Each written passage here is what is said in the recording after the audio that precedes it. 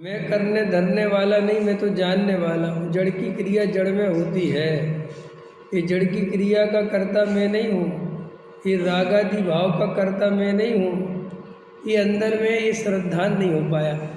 अब क्यों नहीं हो पाया? सच्ची बात तो ये है कि योग्यता नहीं थी तो नहीं हो पाया। वस्तु स्वरूप तो ऐसा ही है। ये सब भाषा है कि जीव ने ये करा ये करा ये करा, कुछ नहीं है। समझ में आया कि साहब अपने को कर्ता मानता है। चार गति में जब तक भ्रमना है कर्ता मानेगा। समझ में आया कि नहीं आया? और जिस दिन उसको चार गति में भ्रमना बंद होने वाला है, मोक्ष मार्ग में आगे बढ़ने वाला है, उस दिन अपने आप अकर्ता समझ में आ जाएगा। देखो, पूर्ण अकर्ता ज्ञाय को स्वीकार करो। उसमें अकर्ता इतने लंबे स्केल पे चाहिए कि मैं अपनी शुद्ध पर्याय भी नहीं कर सकता। इतना लंबा अकर्ता चाहिए, मैं कर ही नहीं सकता। सच्ची बात तो ये है, जैसा परिणमन होना है वो वैसा ही होता है। मैं करने धरने वाला नहीं हूँ। समझ में आया मेरे के साथ? देखो, ये जितना भी अपने अंदर कर्तृत्व है, असली दुख का कारण यही है कि मैं कुछ नहीं होता। एक व्यक्ति एक साधु के पास गया। साधु महाराज से कहा, महाराज आप कितने शांत हो। समझ में आया? कितनी शांति से रहते हो, मैं कितना शांत हूँ। समझ में? इसका कारण क्या है? महाराज ने कहा कोई कारण नहीं है। तुम अशांति के होने योग्य हो तो अशांत हो, मैं शांति के होने योग्य हूँ तो शांत है। बोले नहीं, आपने शांति के लिए कुछ किया? कुछ नहीं किया। कि साहब मुझे बताओ कि कुछ नहीं करा। कि साहब मैं कब शांत होऊंगा? जब तुम्हारी योग्यता आएगी तो शांत हो जाओगे। अब आपको लगता है जी कोई उत्तर है, असली उत्तर है ये स्वीकार करते ही शांति आती है। समझ में आया? मैं करता नहीं हूँ, अशांति का भी करता मैं नहीं हूँ। शांति तो छोड़ो, अशांति का भी करता मैं नहीं हूँ। साहब मैं राग द्वेष कुछ नहीं करते तुम।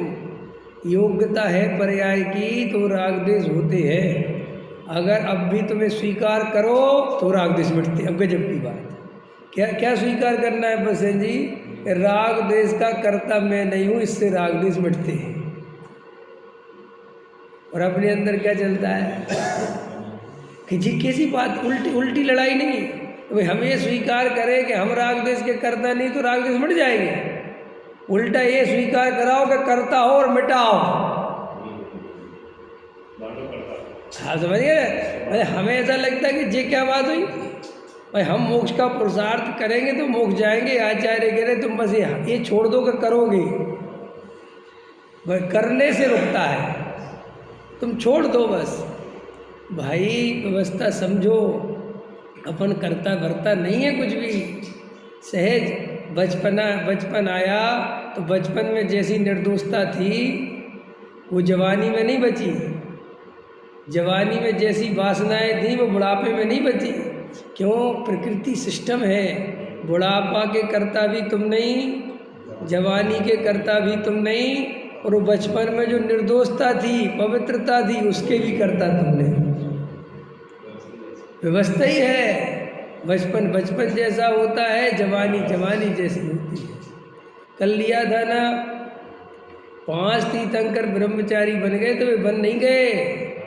प्रकृति में उनके ब्रह्मचारी बनने की योग्यता ही थी, वैसा उदय ही था। वो उनने कुछ लगा के बन गए। यही तो मिथ्यात्व है। समझ में आया? देखो भाई, मेरा कुछ नहीं है। मैं तो ज्ञाता हूँ, ज्ञायक हूँ, जीव तत्व, मेरा कुछ नहीं है। आप और हम गहराई से विचार करते हैं तो मेरा कुछ भी नहीं पाते हैं। मेरा क्या है? इस शरीर तक मेरा नहीं, इस आत्मा में उत्पन्न होने वाले रागादि भाव मेरे नहीं। जब यही छोड़ के चले जाते हैं तो फिर बाकी के पर पदार्थ तो मेरे हैं ही नहीं। तो फिर श्री गुरु से कहा कि जब ऐसा प्रत्यक्ष दिखाई देता है कि मेरा तो वास्तव में कुछ भी नहीं है, तो फिर ये मेरे का इतना विस्तार क्यों है? फिर ये मेरा क्यों करता है? क्योंकि मेरे के बिना मैं नहीं बनता। क्या कहा? मेरे के बिना मैं नहीं बनता। मैं को बड़ा करने के लिए मेरा चाहिए। आप अपना परिचय कैसे देते हो? आपसे कोई पूछता है कौन हो आप कैसा परिचय देते हो? सोचा कभी आपने परिचय देने की सोचे कि परिचय कैसे देते हो आप? देखो, एक रोड चलते गरीब आदमी से क्या नाम तुम्हारा? बल्लू।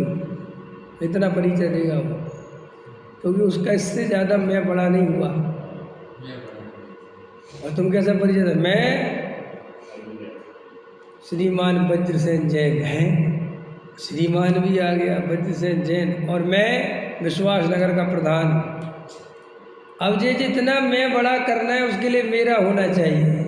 मेरी कोठी है बिहार में, मेरी 10 एकड़ ज़मीन है, मेरी पत्नी, पहले जो सैकड़ों पत्नियां होती थी, हजारों पत्नियां होती थी, उससे भी मैं बड़ा होता था। कितनी पत्नी है तुम्हारे पास? एक। भाई एक ही है। हमारे पास 10-10 पत्नियां। पहले गाय बैल भैंस होते थे, इससे मैं बड़ा होता था। भैया पता पहले कैसे बोलते थे लोग?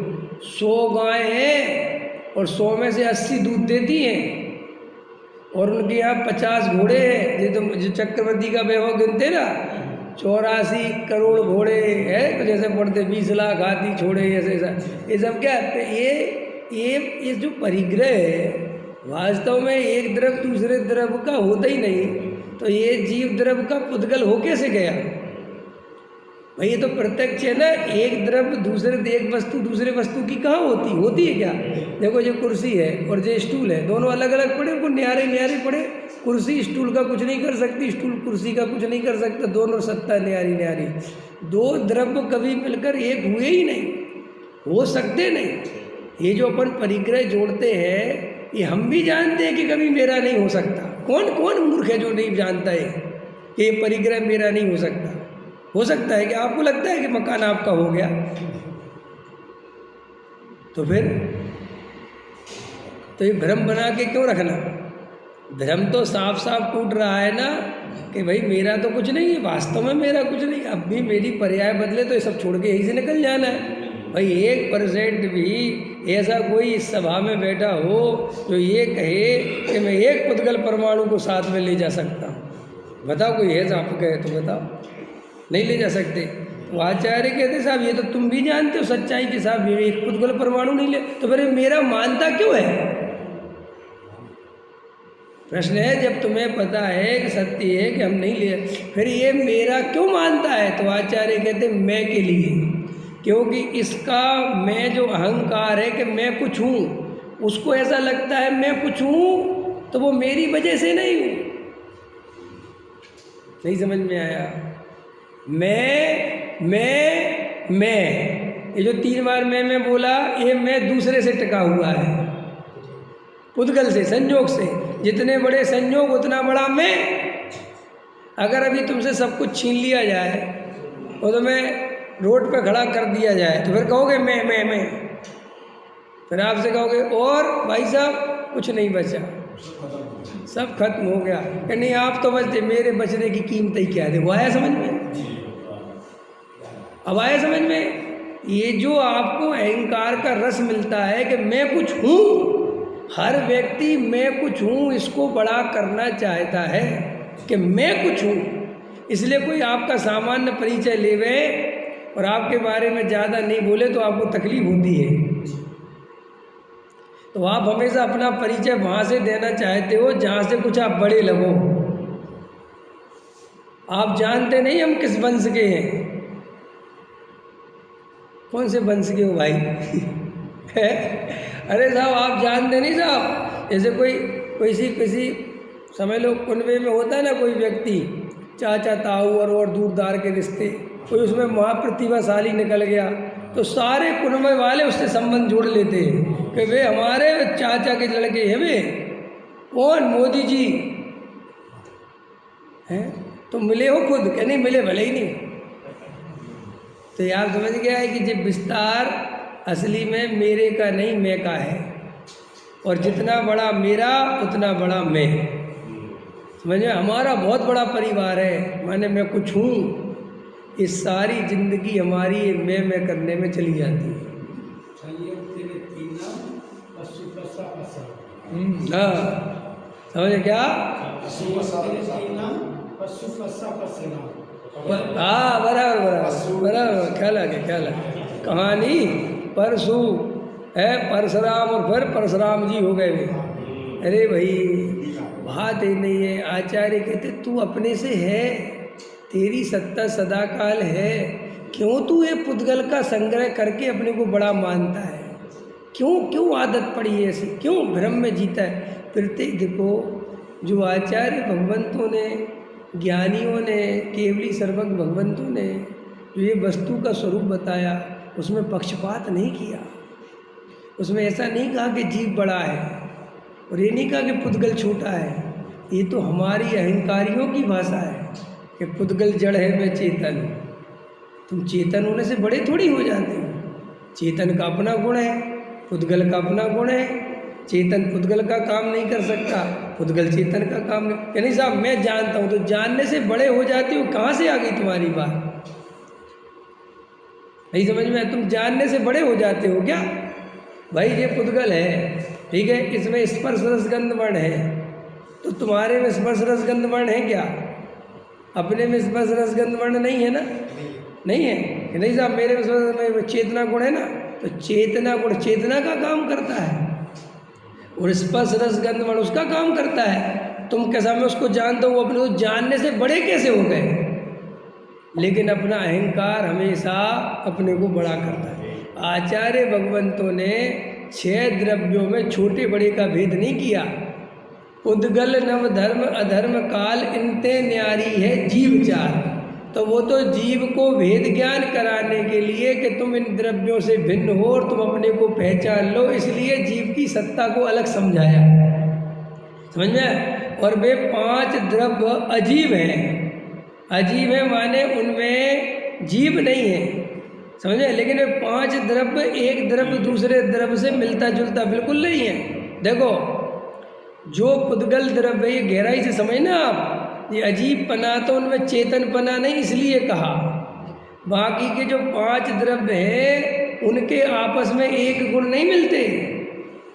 कैसे? जैसे जो पुद्गल द्रव्य है वो धर्म द्रव्य से बिल्कुल भिन्न है कि नहीं? धर्म द्रव्य में स्पर्श रस गंध वर्ण है क्या? अधर्म द्रव्य में है क्या? काल द्रव्य में है क्या? आकाश द्रव्य में है क्या? नहीं है ना। तो देखो, और जो काल द्रव्य में जो क्वालिटी है वो धर्म द्रव्य में है क्या? अधर्म द्रव्य में है क्या? जीव है, नहीं है ना। सबकी विशेषता अपनी अपनी न्यारी है और सबका परिणमन अपनी अपनी स्वतंत्रता से होता है। ये बात जितनी ज़्यादा से ज़्यादा स्वीकार करोगे जीवन में उतनी शांति आएगी।